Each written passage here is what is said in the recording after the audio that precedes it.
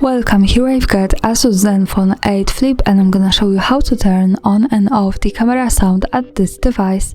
Let's start by tapping on the camera button to open it, and for now we are on the standard photo mode. Let me take a picture.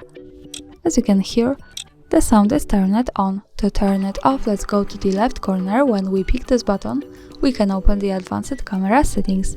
Now let's slide a little bit down, and here we have the camera sound option. So by using the button from the right, we can easily turn it off and turn it on as we need.